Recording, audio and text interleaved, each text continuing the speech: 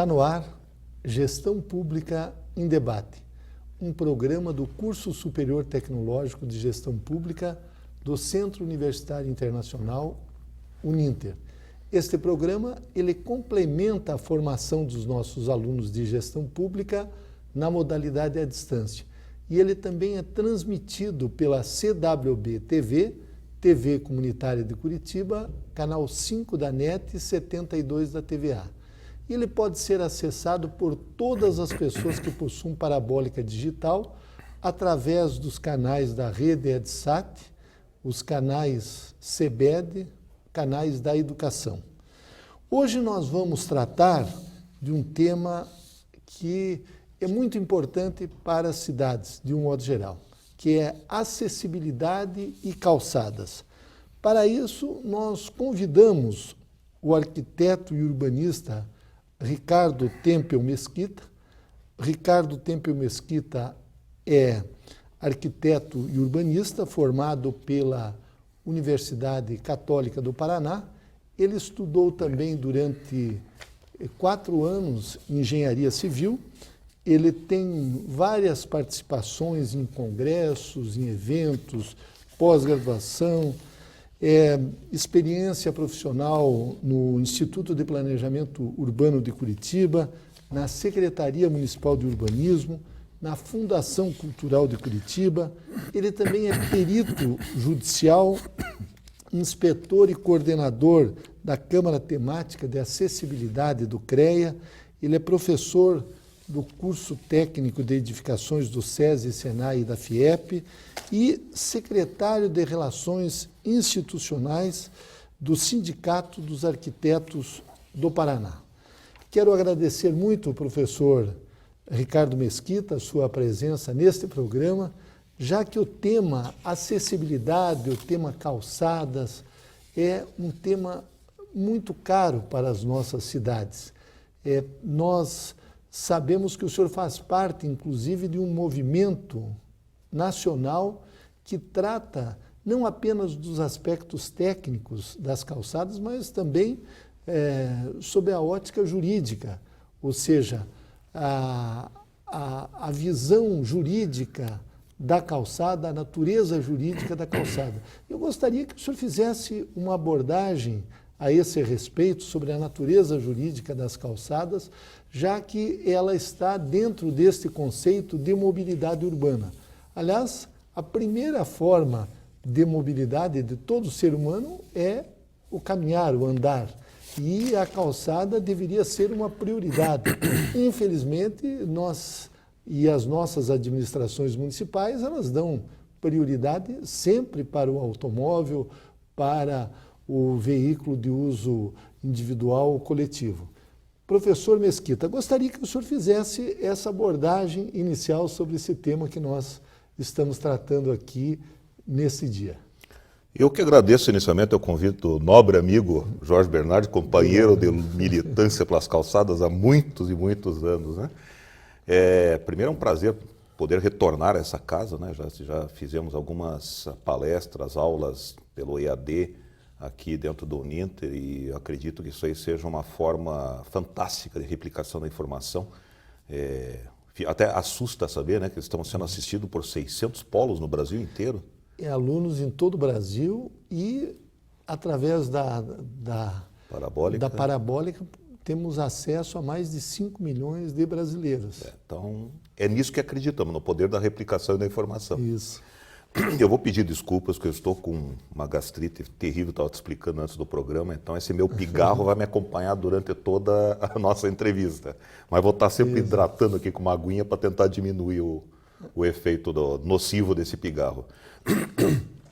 Bem, eu quero, antes de mais nada, explicar o que eu estou fazendo aqui, porque quem me vê, né, com 2 braços, 2 pernas, caminhando, falando, enxergando, às vezes pergunta, né, mas o que uma pessoa nessas condições entende de acessibilidade? Aí eu sempre conto um breve relato da minha vida. Isso, né? Fique à vontade. Então, isso na década de 80, éramos companheiros, inclusive, de faculdade, né? Fiquei sabendo agora há pouco. Eu sofri um acidente gravíssimo de moto. Tá? Até eu sempre peço, informo para o pessoal nas palestras, nos cursos, nos programas, o Ministério da Saúde não adverte, mas moto faz mal à saúde. Eu era um assaz, né, usuário de motocicleta e, infelizmente, me tornei mais uma daquelas vítimas que assolam o país, né? São milhares de jovens morrendo, né? São milhares de jovens sofrendo sequelas seríssimas, né? Muitos deles com sequelas irreversíveis. Eu sofri um acidente terrível, estávamos eu e a minha namorada na época, atravessando a Visconde de Guarapuava pela Westfalen, aqui em Curitiba, e um carro em altíssima velocidade, e o motorista totalmente embriagado, bateu do meu lado esquerdo, me esfacelou essa perna esquerda aqui em 45 fraturas. Nossa. Cheguei a ter perda de massa óssea, porque o osso chegou a sair para fora da calça. Perdi um pedaço do osso no asfalto, e tudo isso me custou depois 18 cirurgias de enxerto. 18 cirurgias, tive infecção hospitalar, né? Tive 6 anos de tratamento de uma infecção nosocomial, como eles chamam, para disfarçar o hospital, né? Mas é uma infecção adquirida dentro do centro cirúrgico, por falta até de asepsia. E tudo isso me custou 6 anos de recuperação. Eu até conto num livro, até quero aproveitar e fazer aqui um marketing do nosso recém-lançado livro, O Brasil Não Motorizado, onde eu e mais 17 autores, entre eles o João Carlos Cascais, que você conhece, Antônio Miranda, que é arquiteto na IPUC, o Goura Nataraj, que é do cicloativismo, e contamos as alternativas que o Brasil tem para a questão do não motorizado, né? E por isso que o nosso tema principal hoje aqui é calçada, porque a maioria esquece que o pedestre é o primeiro modal de deslocamento de uma cidade. Isso. Mas na época, eu numa católica totalmente sem nenhuma adaptação, naquela época, em 82, a católica não tinha sequer uma vaga reservada para pessoas com deficiência. Isso depois de 1 ano de internamento e cirurgias, eu comecei a voltar para a católica e de repente eu me vi no pátio do estacionamento com um Galaxy Landau, lembra desse carro? Era uma lancha sobre rodas, né?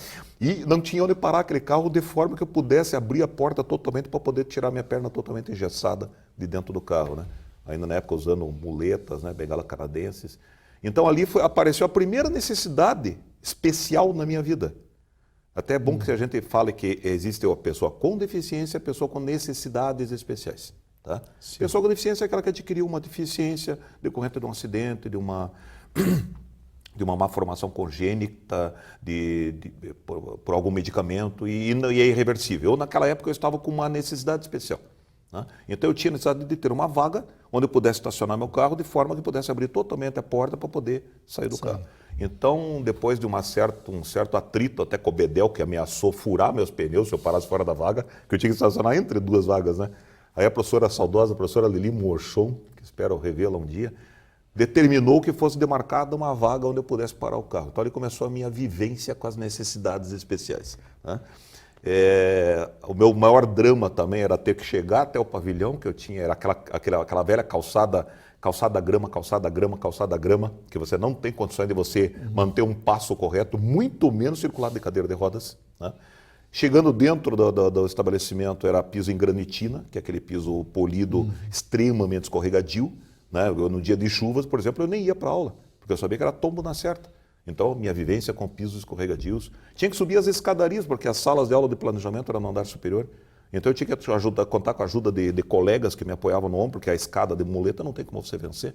Então, começou uma série de problemas que eu nem fazia ideia que um dia eu fosse precisar. Né? No auge dos meus 21, 22 anos, namorador, né? Basqueteiro, jogador de vôlei, de repente eu me vi ali numa situação que eu não podia fazer mais nada na vida. E tudo isso me causou um grande aprendizado na minha vida, né? A partir daquele momento, ali mesmo na faculdade, todos os meus projetos não tinham mais escada. Todos os meus projetos não tinham mais pisos escorregadios. Todos os meus projetos tinham vagas para pessoas com deficiência, né? Agora, o que me fez vestir de fato a camisa, aliás, não é nem a camisa, tatuar a acessibilidade no meu peito, foi quando em 1999, meu filho Rafael, na época com 9 anos, adquiriu, e eu sempre testemunho isso, Jorge, porque às vezes as pessoas não dão conta de que às vezes uma pequena infecção na unha pode virar uma septicemia. E o meu filho chegou em casa com o olho inchado, o Rafael, com 9 anos.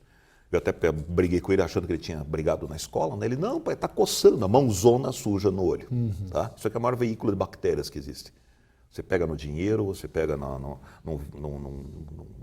tampa de vaso sanitário, você pega em vários lugares e depois transmite isso aí para o teu corpo. E ele coçou o olho e transmitiu alguma coisa para o olho. E essa bactéria, o vírus, até hoje não se sabe, entrou para dentro do organismo dele. Ele acordou no dia seguinte sem poder se mexer, sem poder sair da cama. De repente eu me vi tendo que entrar em todos os hospitais de Curitiba carregando o Rafael no colo. Porque muitos deles, inclusive até hoje, o Hospital de Clínicas que você conhece, fica aqui em Curitiba na Rua General Carneiro, tá? A calçada é em pedras irregulares, extremamente escorregadias e tem degraus na calçada. Então eu me vi de repente tendo que abandonar a cadeira de rodas do Rafael no meio da rua e tendo que pegá-lo no colo, porque ele já não tinha mais condições de caminhar, para entrar nos hospitais.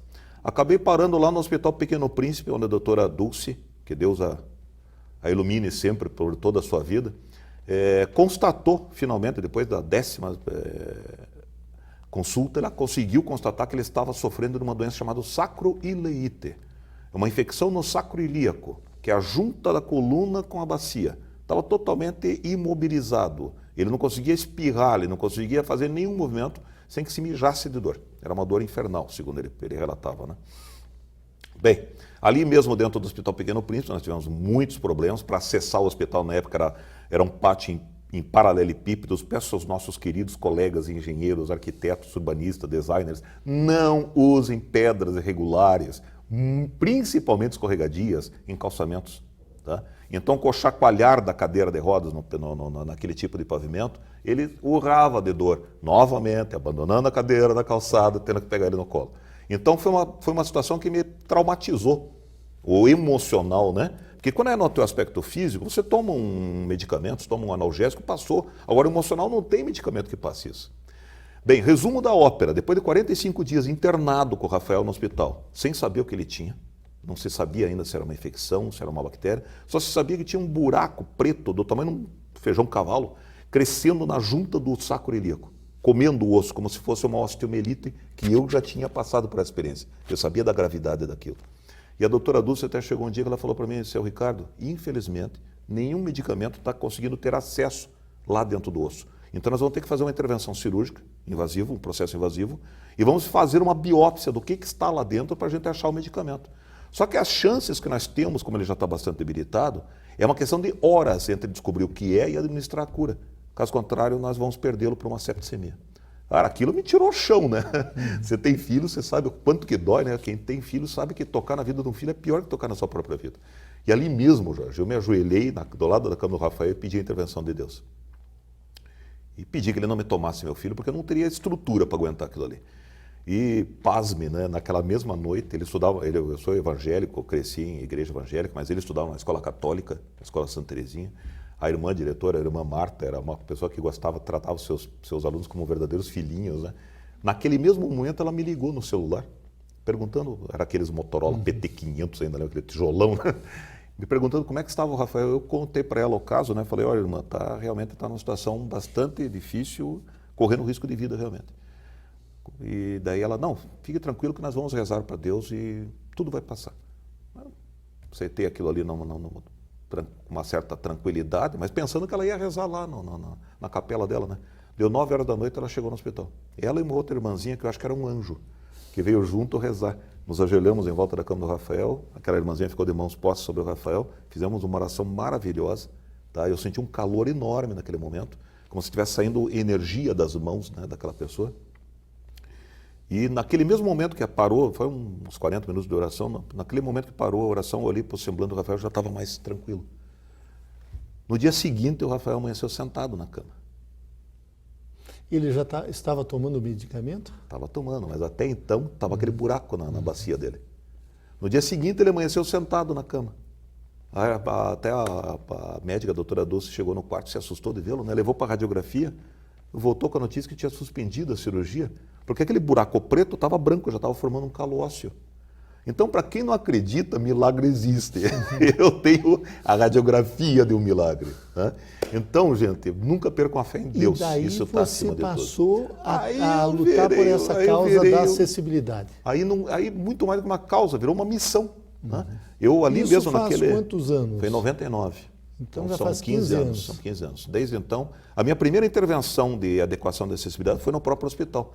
Então eu peguei tudo aquilo que eu vi de errado no hospital, o pátio com pedras regulares, tinha um pátio interno também que você não tinha condições de circular, que era também em paralelepípedos, tinham rampas em ângulos inimagináveis, e tudo aquilo ali eu fiz um relatório, sem a pretensão de ser um laudo, um relatório e apresentei para a direção do hospital, está aqui, ó. Tudo isso aqui está errado no estabelecimento de vocês. Um estabelecimento referência em ortopedia infantil não pode ter degrau na porta de acesso. Um estabelecimento onde circulam crianças com cadeira de rodas não pode ter rampas com inclinações que possa cair a criança da cadeira de rodas. Então, desde então, Jorge, eu levantei realmente uma verdadeira bandeira, né? Desde essa época eu comecei a procurar, naquela época não tinha internet, comecei a procurar quais eram os meus direitos e os meus deveres, né? Como arquiteto e como cidadão. Nessa época, inclusive, conheci o Borges dos Reis, conheci as pessoas que tinham as principais leis. O Borges é autor da Lei das Calçadas, que você conhece bem, né? Então, comecei a fazer uma série de contatos e exigências. Comecei a procurar Ministério Público, comecei a procurar, fui perito junto à Vara da Infância e Juventude para essas questões de acessibilidade. E o próprio CREA, acho que foi a maior alavanca em toda essa história da acessibilidade. O Conselho Regional de Engenharia e Arquitetura, na época éramos do CREA, né? Hoje somos do CAU. E o CREA, na época, na pessoa do Álvaro Cabrini, foi o primeiro presidente que realmente abriu as portas do CREA para esse assunto. E fizemos uma primeira intervenção na unidade que era na Padre Camargo, hoje não é mais ali, onde com poucos dias de trabalho criamos uma rampa de acesso, criamos vagas no estacionamento. No próprio prédio do No próprio CREA, prédio do CREA. que também não tinha. Não tinha nada, não tinha nada. O Para cadeirante, acessibilidade. não, inclusive temos grandes amigos cadeirantes. O Luiz, por exemplo, que é dono da LC Costa, ele é cadeirante, ele é engenheiro, nunca pôde ir ao CREA por causa da falta de acesso. Então, nós primeiro fizemos a lição de casa e a partir daquele ano, em 2006, começou o primeiro fórum permanente de acessibilidade no Paraná. E isso nós levamos para o Paraná inteiro. Eu tive a felicidade de fazer palestra praticamente, eu acho que, não digo em todos os municípios, mas em todos os polos principais do Paraná, Brasil e até fora do Brasil. Recentemente estive fazendo uma palestra lá em Medellín, na Colômbia, onde me impressionou, inclusive, o grau de acessibilidade de uma cidade que fica dentro de uma cratera vulcânica. Tá? Então, nós temos levado esse assunto aos 4 cantos do planeta e muitíssimo importante esse meio de comunicação, o televisivo e o escrito, para a gente informar sobre isso. Agora, professor Ricardo Mesquita, quais os principais problemas que o senhor observa nas calçadas, de um modo geral, dentro das áreas urbanas? O principal são os revestimentos, né? Eu acho que a gente não pode... O revestimento. O revestimento. Nós temos um caso aqui, né, nas próprias sedes da Uninter, que estivemos ontem, inclusive, conversando lá na sede da Divina, onde nós temos uma rua com um grade bastante inclinado, mas o que potencializa uma queda, e já houve queda com 2 colaboradores da Uninter que não tinham nenhuma deficiência, uma quebrou as 2 pernas, a outra quebrou o braço, por escorregar num piso de pedra, petit pavé, ou conhecido por calçamento. Porque aqui em Curitiba há uma, digamos assim, uma política de adotar esse tipo de pedra, o petit pavé. O senhor tem até uma crítica a esse tipo de calçada. Parece que ela não é portuguesa, ela é romana. É romana, ela remonta ao período romano de dominação de toda a Europa e da Península Ibérica. Ali, notadamente, por causa das grandes navegações, os portugueses e espanhóis acabaram levando para o mundo inteiro, espalhando essa desgraça que eu chamo de mosaico português, porque, gente, é bonito de se ver. Eu fui arquiteto da Fundação Cultural durante 1 ano. Ninguém mais do que eu lutou pela preservação, pela defesa do patrimônio histórico da cidade. Salvei várias edificações da ruína, Casa da Memória, a Cinemateca ali do Guido Viaro. Mas eu não posso em nenhum momento, em um único momento, colocar uma única vida em risco por conta de um pseudo-valor histórico. Porque se petit pavé é histórico, eu sou, que nem eu comentei esses dias com você, eu sou pré-histórico. Porque o petit pavé na Rua 15 de Novembro, ele é da década de 70. Anteriormente era ladrilho hidráulico, está lá embaixo, inclusive. Porque o petit pavé foi colocado por cima, em vários trechos da Rua 15 de Novembro, o calçadão da Rua das Flores, em Curitiba, que foi o primeiro calçadão do Brasil, para o pedestre, ação bastante louvável, né, porque priorizou o pedestre acima de qualquer outro modal de transporte, mas infelizmente a escolha do produto, do revestimento, foi inadequado. Inclusive eu até queria fazer um parênteses, falar sobre a questão ética. eu faço muitas palestras, dou muitos cursos para engenheiros e arquitetos. E está lá no nosso Código de Ética Profissional escrito.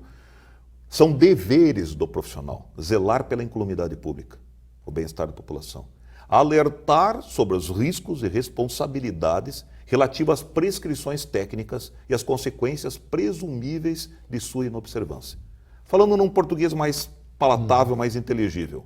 Se eu como arquiteto, você como engenheiro, qualquer amigo dos nossos alunos que se tornarão profissionais da área da construção, se você colocar no teu projeto um piso notadamente, reconhecidamente escorregadio, como porcelanato, granitina, granito polido, petit pavê, mosaico de pedras, mosaico de azulejos, tá? Que não tem um coeficiente de atrito para que a pessoa possa caminhar em cima, e essa pessoa vir a escorregar, sofrer um acidente, ter uma lesão séria ou até morrer, você pode sim ser indiciado por crime doloso. Por que é o dolo? Seria o dolo eventual. O dolo eventual. Porque é aquilo que eu pratico sabendo das consequências presumíveis, como está lá no nosso Código de Ética. Alertar sobre os riscos e as consequências presumíveis. Então, se eu estou sabendo que alguém vai escorregar, pode escorregar e pode cair, eu estou assumindo o risco. Nesse caso, o senhor colocou uma série de produtos que são muito utilizados nas calçadas. Sim. Mas o que se aconselha é melhor ter uma calçada normal, assim, concreto desempenado, às vezes. Exatamente, ou, digamos assim, com aquela rugosidade. Lajotas lajotas com... normal do que ter com esse tipo de produto, porcelanato, ou mesmo uma pedra aí polida. Exato. Nós temos até um caso emblemático, que você vai mostrar depois algumas fotos. Aliás, já está passando já as estão fotos. passando, certo. Tem um caso para nós emblemático aqui em Curitiba, porque sabendo da impossibilidade, né, física de você substituir todas as calçadas em um curto espaço de tempo, nós optamos por criar rotas estratégicas. Tá? O que seriam rotas estratégicas? Seriam os principais pontos da cidade. A exemplo do que a deputada Mara Gabrilli, quando vereadora em São Paulo, fez a proposta, foi a gestão do Covas, ela propôs, São Paulo tem 90 mil quilômetros de calçada, vamos elencar 600 quilômetros de rotas estratégicas e vamos pavimentá-los. A Avenida Paulista foi o principal eixo pavimentado. Foi substituído todas as pedras, todas não, ficaram pequenos detalhes, mas em local onde a pessoa não transita, né? Então foi substituído todos os mosaicos portugueses petit pavé por piso, cimento, moldado em loco, desempenado, não alisado, não pode ser queimado. Ele tem que ter a rugosidade. Em uma gestão, Jorge, foram feitos os 600 quilômetros. Ou seja, é uma questão de boa vontade. Aqui em Curitiba nós até começamos, foi em 2004 ou 2003, eu não me recordo bem ao certo, foi a intervenção na Marechal Deodoro. Quando soubemos que a Marechal Deodoro ia ser feita uma reformulação, nós procuramos, nós que eu digo, eu, o Paulo Rossi, que é professor da Universidade Federal, que é cego, o Mauro Nardini, o Irajá de Brito Vaz, pessoas representantes das pessoas com deficiência de todas as áreas, procuramos o IPUC, procuramos a Prefeitura e exigimos, não é sugerimos, exigimos que nós queríamos uma calçada que a gente pudesse caminhar com segurança em cima. No começo, nós queríamos oferecer apenas 1,20 m, exemplo do que estão repetindo agora na Getúlio Vargas para as festas da Copa. Apenas 1,20 m de calçada segura e depois as laterais em pedras irregulares. Agora, me diz deixa eu só completar. Nós nos negamos a aceitar. Ou faz totalmente seguro até o acesso ou não faça nada. Agora, professor Mesquita, o senhor que é arquiteto, já trabalhou no poder público, como é que o senhor vê essa resistência dos próprios colegas de profissão numa questão óbvia, que é a questão da acessibilidade, digamos assim, de você dar segurança para quem está transitando. Nós temos inúmeros casos em que as pessoas caíram nas calçadas, nas ruas, e acionaram o poder público e ganharam o direito de serem indenizadas. Como é que o senhor observa isso? É uma má formação do profissional ou tem outros fatores que contribuem para isso? Claro que sempre tem alguns interesses econômicos envolvidos, né? O principal vendedor de pedras de Curitiba tem uma família que vive há 400 anos vendendo pedra, que você sabe quem é, né? Não preciso nem falar. Mas eu acho que falta também muita sensibilidade por saber que aquilo pode estar acontecendo com você algum dia. Quer dizer, pode não, vai estar acontecendo. Esse é eu faço uma brincadeira em cima desse assunto, né? A boa notícia que eu tenho para te dar é que se você tiver sorte, você ficará idoso. A má notícia é que junto vai chegar a falta de visão, a falta de audição, a falta de mobilidade, é inevitável. O meu pai, Jorge, até os 86 anos de vida, era um touro. Morava aqui na Alcides de Munhoz, no alto das Mercês, e a pé até o Carrefour voltava carregando compras, naquela região toda montanhosa. Bem, aos 88, 7 anos, ele teve um derrame, um AVC isquêmico. Tá? Acabou a vida dele. Ele já não podia sair na calçada em frente de casa porque a calçada era toda irregular. O próprio Borges, quando ele elaborou essa lei das calçadas, você sabe por quê? Ele morava em pleno centro de Curitiba e não conseguia dar uma volta na quadra com o pai dele, que também tinha tido um acidente isquêmico, um AVC, e não conseguia circular, dar uma volta na quadra com uma cadeira de rodas. Então, eu acho que falta, de repente, as pessoas se conscientizarem, se sensibilizarem de que elas vão passar por essa situação, de que pessoas que elas amam vão passar por essa situação. Tá? Esse caso aqui, por exemplo, né, do velhinho tropeça na calçada e morre, essa foto que foi pelo fotógrafo Albari Rosa, você deve lembrar desse caso, foi lá na Câmara, que depois de 2 anos tramitando a lei das calçadas, o Borges não conseguindo aprovar, mostrou essa foto, essa reportagem, e foi aprovado por unanimidade a lei das calçadas, né? 9121 de 97, consulta, que você tem todos os seus direitos ali.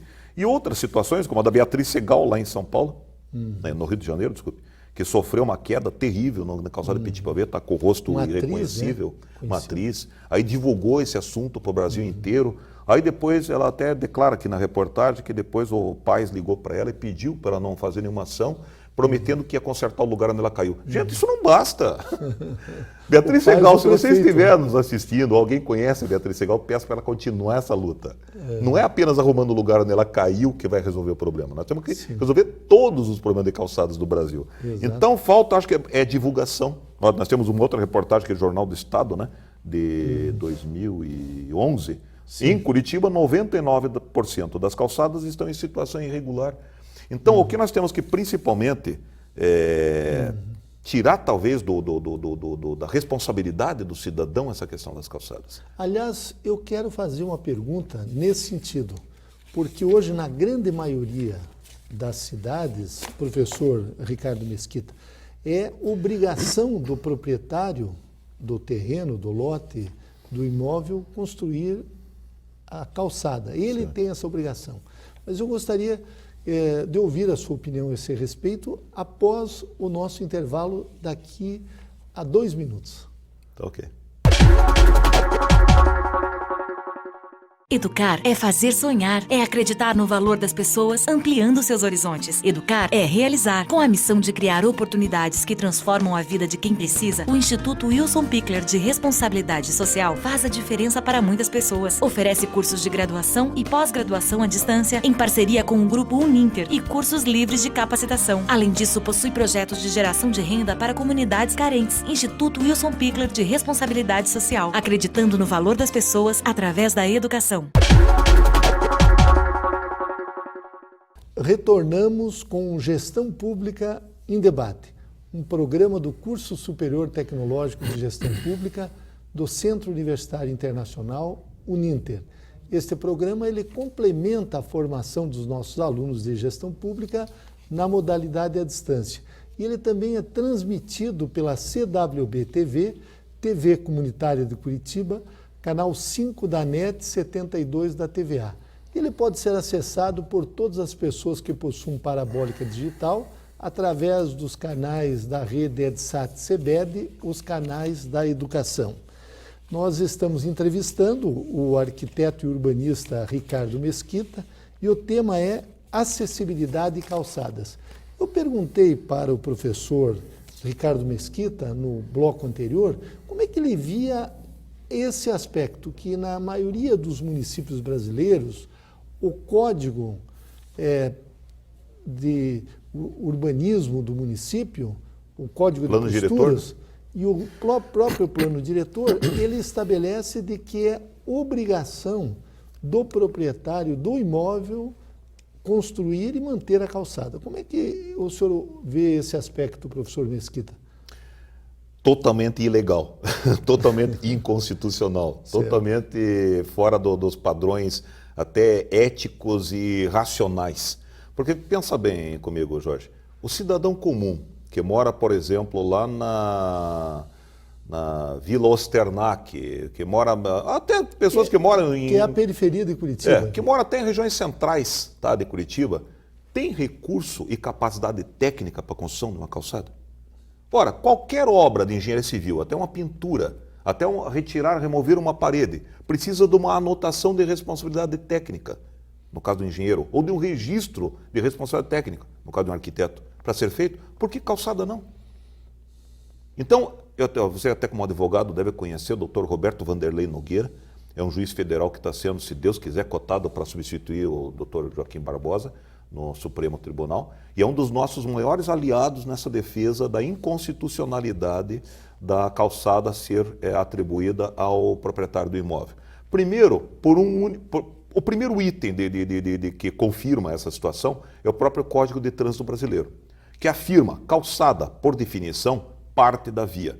Ora, se ela é parte da via, não é atribuição minha construir.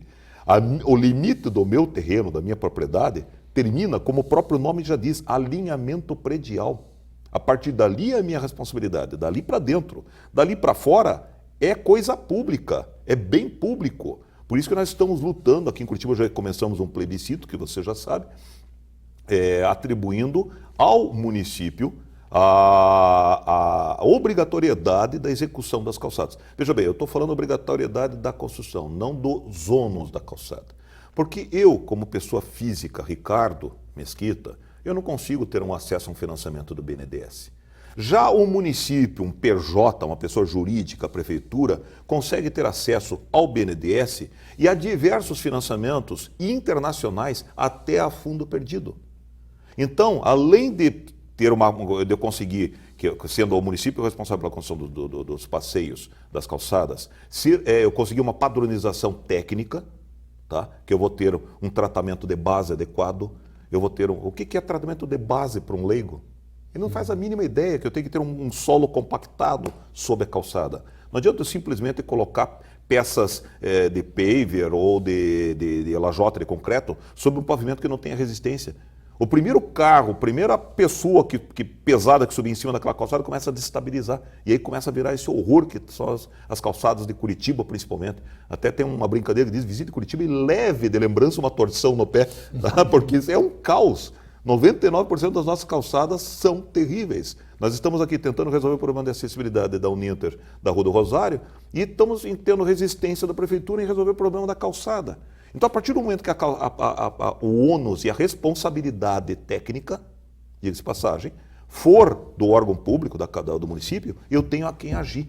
Aliás, professor Mesquita, a via é de uso comum do povo, sim, passando pela própria calçada. Eu, sim, também compartilho, posso assim dizer, dessa interpretação de que a obrigação é do poder público. Como o senhor disse, o próprio poder público poderá fazer digamos assim, uma contribuição de melhoria, cobrar do usuário, mas a responsabilidade tem que ser, claro, do município, ou seja, do poder público. Outra coisa, só desculpe, pessoal, fechando esse tema, Jorge, que é necessário que o órgão público que tenha um responsável técnico por essa ação. Uma pessoa física, um engenheiro, um arquiteto, não apenas a chancela de uma secretaria. Porque daí você tem a quem acionar. Certo. Porque daí existe a responsabilidade técnica, civil e criminal de alguém. E essa foi o argumento, inclusive, que nós pleiteamos na época e que conseguimos salvar a Praça Tiradentes de ser novamente revestida com piso escorregadio. Na hora que nós tivemos uma reunião na Secretaria de Meio Ambiente, que estava tratando o projeto, que nós chamamos os arquitetos responsáveis, que não queriam ceder sob nenhuma condição a colocar piso de petit pavé num local arborizado, úmido, sempre molhado, com folhas em cima, sujeito a novas quedas. Nós acionamos, invocamos o nosso código de ética, falando, então tá, se você quer se tornar responsável por isso, coloque o seu nome embaixo desse projeto. E o seu CREA. Aí nós vamos ter aqui procurar, assim que aconteceu o primeiro acidente. Aí elas retrocederam. Aí elas reavaliaram, deu medo, né? Reavaliaram e trocaram por esse que é uma lajota antiderrapante, que graças a Deus está até hoje ali preservando a vida das pessoas no nosso marco histórico de Curitiba, o marco ponto zero de Curitiba. Professor Ricardo Mesquita, há uma série de normas técnicas hoje envolvendo a questão das calçadas, das próprias rampas de acesso. Eu gostaria que o senhor abordasse esse aspecto também, porque muitas vezes os edifícios públicos têm as rampas, mas não estão dentro dessas normas, ou seja, alguns lugares até as rampas são perigosas nas condições que foram feitas. Sim. Oferece risco de acidente e com consequências até fatais. A própria calçada, Jorge, ela não tendo um pavimento regular, já aconteceram vários casos aqui em Curitiba. Teve um caso que inclusive ficou famoso, até o Pellegrini, era uma pessoa cadeirante, estava sendo empurrado por uma pessoa na rua 15 de novembro, no calçadão, e essa pessoa que estava empurrando não viu que tinha uma pedra solta, um buraco no calçamento de Petit-Pavé. Esse é outro problema muito sério do Petit-Pavé. Tá, o mosaico, tá? Esse contraste claro, escuro, preto, branco, não é enxergado por uma pessoa. Você mesmo corre o risco de tropeçar passando por uma área escura, achando que é escuro, no fim é um buraco. Tá? Então ela tem que oferecer essa visibilidade, ela tem que ser um padrão único, uma estampa única que ofereça a possibilidade da pessoa enxergar o que tem ali na frente. E que para a pessoa que não enxerga, como aqui na 15 de novembro fizeram aquele maldito chafariz, no meio da piso tátil do cego. Tá? Veio o piso tátil do cego e no meio do piso tátil fizeram um chafariz. Que eu sei, 3 cegos já caíram ali dentro. Ou seja, ele estava indo, bateu e acabou mergulhando. Acabou caindo dentro. Por Deus, não caiu num daqueles espetos que jorra água ali. Podia ter morrido. Tá? Então, eu acho que tem que ter essa consciência do poder público de que a referência, as especificações do material tem que ser adequada. Até se você me prestar aquele folderzinho, eu gostaria até de falar sobre isso aqui. Aliás, isso aqui eu tenho uma mídia, isso aqui eu tenho em mídia eletrônica, gente. Tá? Quem quiser é só me pedir, isso aqui eu posso mandar em PDF. Isso aqui é uma cartilinha que eu fiz, porque quando eu comecei essa luta pela acessibilidade, eu constatei que existia uma grande desinformação sobre o assunto. Então eu procurei sintetizar numa única folha, intitulada Acessibilidade Já, as principais leis, que é isso que você me perguntou agora há pouco, algumas frases de reflexão, entre elas as minhas 2 favoritas, que eu sempre encerro minhas palestras, é uma do Chico Xavier: embora ninguém possa voltar atrás, fazer um novo começo, qualquer um pode começar agora a fazer um novo fim. E outra do nosso Senhor Jesus Cristo, né? Que é ama teu próximo como a ti mesmo. Ama a Deus acima de todas as coisas e a teu próximo como a ti mesmo. E aqui dentro eu tenho um mini checklist, como que deve ser acessos, calçadas, rampas, o grau de inclinação correto. Não confundir percentual com grau, tem uma diferença enorme, gente. Explicando rapidamente. Se você tem isso é bom se tivesse um quadro para explicar, mas se eu tiver, por exemplo, uma rampa com essa inclinação, eu tenho 1 metro de base, 1 metro de altura, eu tenho um ângulo de 45 graus. Mas a minha inclinação é de 100%, porque eu tenho 100 centímetros por 100 centímetros. Eu estou vencendo 100 centímetros em 100 centímetros. Então, quando você for fazer uma rampa para pessoas com deficiência, você jamais deve superar o ângulo de 8%. 8 por 100. Então eu tenho 100 centímetros, eu só posso subir no máximo 8 centímetros por metro. Tá? Acima disso, o que acontece? A inclinação do encosto com o banco da cadeira de rodas, ela é em torno de mais ou menos 10%. Se eu tiver uma rampa que tem uma inclinação superior a isso, o que pode acontecer com a pessoa que está em cima da cadeira? Cair. Porque dependendo do grau de lesão, a lombar, por exemplo, que até o Neymar levou esses dias uma pancada na região lombar, deixa a pessoa paraplégica, não afeta a mobilidade dos braços. Já uma torácica ou uma cervical, a pessoa perde o controle sobre o tronco. Ele já não tem mais controle nem sobre os braços nem sobre o tronco. Então ele pode, com facilidade, cair, que foi o que aconteceu com o Pellegrini na rua 15 de novembro. Então tinha um buraco, uma pedra solta, a rodinha da frente enroscou e ele foi projetado na cadeira de rodas, teve lesões seríssimas, teve fratura craniana, quebrou o braço e veio a falecer, inclusive, em decorrência disso aí. Agora eu te pergunto, quem que aciona nesse caso? Você, como advogado, pode me responder? O município? Sim. Tá? E o arquiteto que projetou Pois isso? é, não tem uma pessoa física, né? O engenheiro não que tem uma pessoa poderia física. ser responsabilizado. Deveria ter um responsável técnico por isso aí. Tá?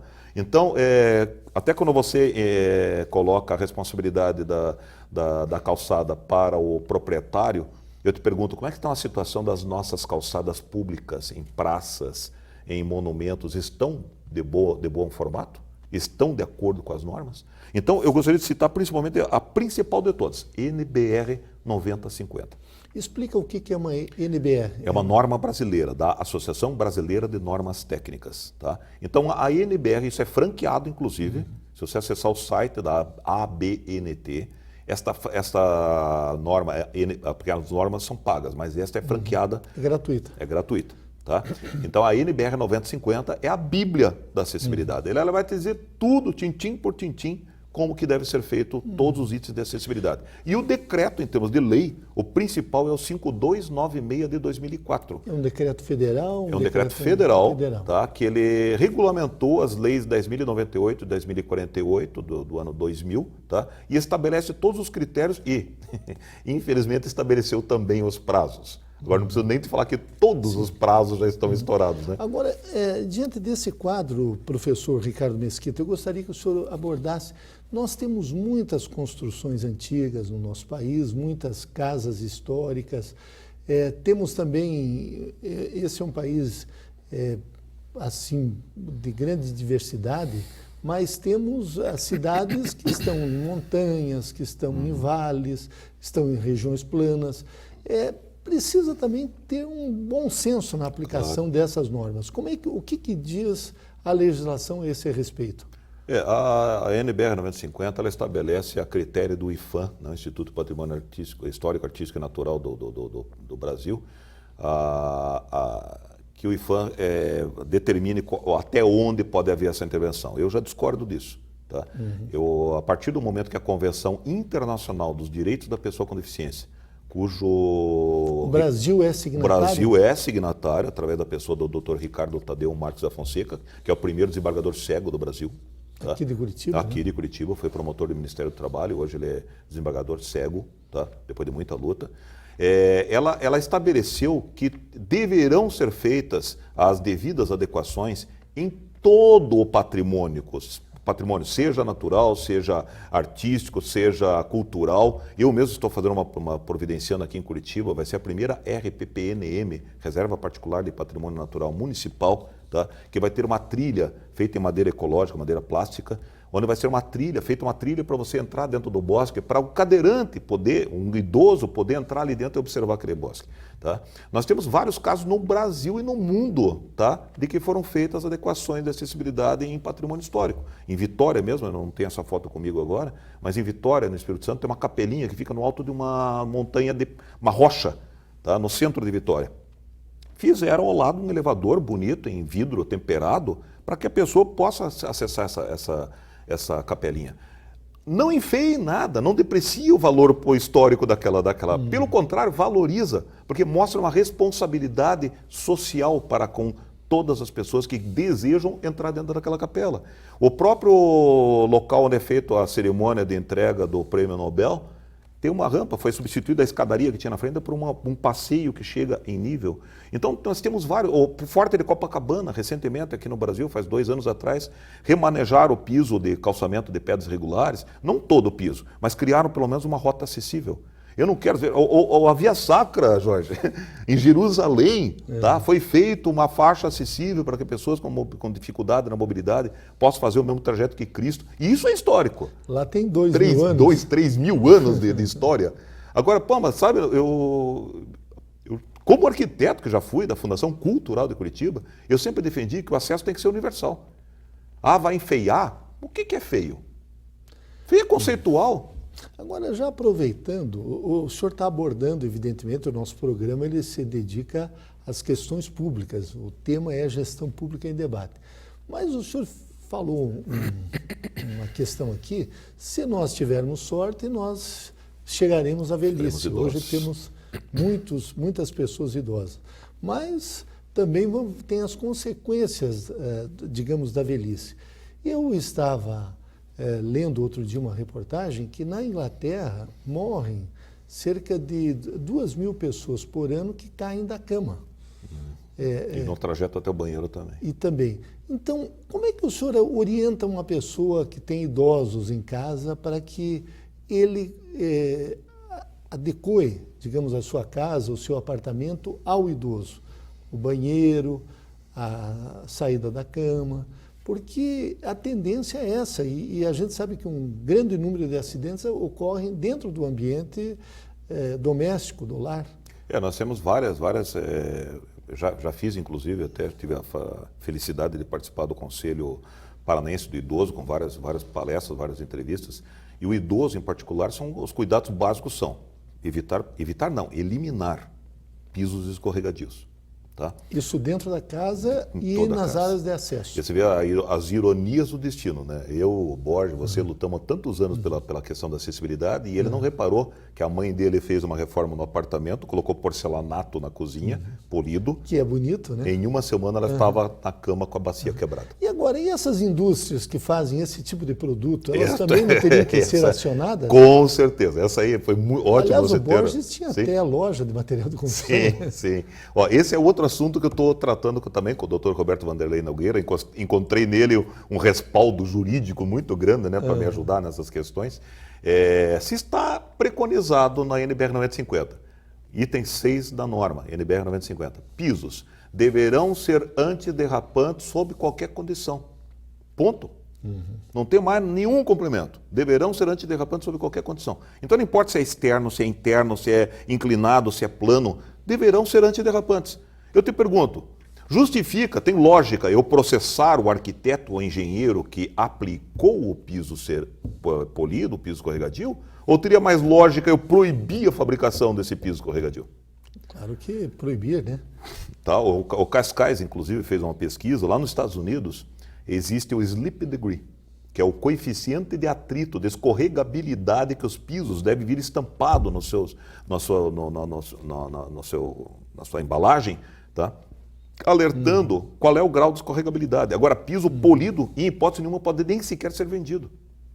Então, faltam leis mais sérias. Fica aqui até uma sugestão de pauta de projetos de leis, né, para os políticos brasileiros, né, tanto a nível federal, estadual, municipal. Sim. E, novamente, se eu tiver a felicidade de poder concluir esse assunto com o Dr. Roberto Vanderlei Nogueira, tá? A nível nacional ser proibido no Brasil a fabricação de pisos escorregadios. Como tem vários produtos aí que são proibidos em função de que eles oferecem são risco. Cancerígenos. Exatamente, né? Oferece risco. Só completando a questão do idoso também, Jorge, é importante lembrar que o idoso ele procura sempre caminhar dentro da casa se apoiando, né, nos móveis. Então evitar móveis com rodinhas. Né? Correto. Móveis muito leves, aquelas mesas de 3 pés bonitas, assim, né? Vanguardistas, que não tem equilíbrio nenhum, né? Tampos de vidro solto. Tudo isso tem que ser evitado, porque isso aí são vias de poder gerar o acidente. O recurso muito simples que eu implanto sempre em residências, que eu sei que tem pessoas com uma certa idade ou com visão reduzida, sensores de presença, por exemplo, que acende a luz na medida que a pessoa se movimentou dentro do quarto, automaticamente acende a luz. Tá? O outro recurso são aquelas lampadinhas que você coloca perto dos degraus da escada ou no caminho do corredor até o banheiro. E no banheiro mesmo, porque a pessoa precisa tomar banho, precisa não fazer ter box. Não ter box. Tirar o box. Tirar o box, tá? No máximo uma cortina. Tá? O box porque o box, além de te dificultar o acesso de um cadeirante, por exemplo, se a pessoa cair, se der uma pancada nele, ele pode se estilhaçar e potencializar a queda que a pessoa sofreu. Pode agravar com um grau infinitamente maior o grau de lesões que uma pessoa pode ter ao cair. Tá? Evitar banheiras também com piso escorregadio. A tá? banheira, hein? Muitos acidentes em banheira. Tá? Eu mesmo, as ironias do destino, né? Eu fui fazer uma palestra sobre acessibilidade em Guaratuba e o procurador do município lá, o Dr. Riquelme, me recomendou, não, está muito tarde para você subir a serra, dorme aqui. Ele é o promotor. Promotor. Comigo, o Rui Riquelme. Isso. Aí ele me ofereceu ficar na casa dele lá, para eu subir no dia seguinte, né? Porém, fiquei, não percebi, estava cansadíssimo da palestra e tudo. Fui tomar um banho no banheiro lá da casa dele e piso de porcelanato. Fui sair do box, abri um espacato. Sabe aquele passo de balé? Quase tive luxação de colo de fêmur. Então, gente, tem que tomar cuidado. Dentro do banheiro. Dentro do banheiro. Então, tem que tomar muito cuidado. Outra questão também que é muito importante lembrar é ter os botões de emergência. Tá? Botão de emergência. Tanto para idosos, dentro do banheiro. crianças, deficientes, tem até uma situação... E como é que você faz isso? Coloca uma campainha? De preferência próximo ao chão, não adianta fazer a 2 metros de altura, né? Certo. Então tem que ser próximo ao chão. O que o pessoal usa fazer sabe aquelas perinhas que tem tipo de um cordãozinho e tem uma perinha que você aperta, né? Então aquilo ali, se a pessoa caiu no banheiro, ele tem condições de do chão mesmo alcançar aquilo ali e disparar o alarme. Tem uma situação que, se não fosse trágica, seria cômica. Um amigo nosso, falecido já, o Apolinário, cadeirante, em Brasília, escorregou da cadeira de rodas, ele foi se transferir da cadeira de rodas para a banheira, e escorregou e caiu para dentro da banheira. Ficou o dia todo dentro da banheira. Coitado, fora dando risada dele, até eu me sinto culpado. Por não ter um botão, diz que berrava, mas por um hotel. Num hotel. Um hotel grande lá em Brasília, não me lembro, não tenho certeza qual hotel que era. Mas berrava e ninguém escutou, ficou o dia todo. Só deram por falta do Apolinário de noite, quando voltaram para o hotel. E o Apolinário, alguém viu? Deve estar no quarto. Coitado, chegaram lá em cima, estava dormindo dentro da banheira, né? Passou o dia dentro da banheira. Né? Ele era grandão, era gordo, né? Então ele não tinha condições de sair sozinho. Sim. Então é importantíssimo ter esse botãozinho de alerta. Né? Olha só. Então, em relação nós falamos também, em relação a esse processo de conscientização da sociedade. O senhor acha que hoje já tem mais militantes nessa causa da acessibilidade, da questão das calçadas? A população já está vendo com outros olhos? Porque, como você falou mesmo, há 10, 15 anos atrás, isso não era nem tema. Tinha nada. Nas faculdades, né, a gente cursou engenharia, arquitetura, nunca ouviu falar. Infelizmente, até hoje, Jorge, não existem cadeiras. Isso é outra coisa que a gente vem lutando. Se tiver universitários assistindo-nos, grupo acadêmico, inclusive, assistindo, o corpo docente nos assistindo, tá? Tem que implantar cadeira de acessibilidade nas faculdades. Eu digo até mais, já existe um projeto de lei de implantar Libras desde o ensino fundamental. Libras é língua brasileira de sinais. Porque muitas pessoas não sabem disso, gente. A pessoa que nasceu surda, ele não tem capacidade de ler o português. O Brasil tem 2 línguas oficiais, o português e a língua brasileira de sinais. Tá? Então ele não tem sequer condições de fazer a leitura labial porque ele não foi oralizado.